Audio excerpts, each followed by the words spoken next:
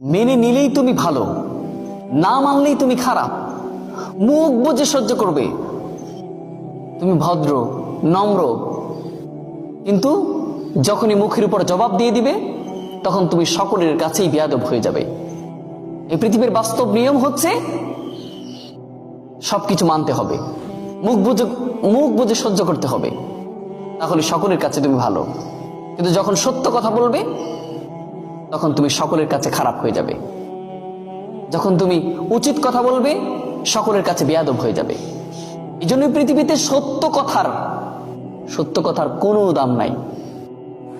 সত্য কথা যে বলে সে মানুষের কাছে বোকা হয়, কিন্তু মিথ্যা কথা যারা বলে অনেক সুন্দর করে বলতে পারে তারা সমাজের মধ্যে অনেক দামি।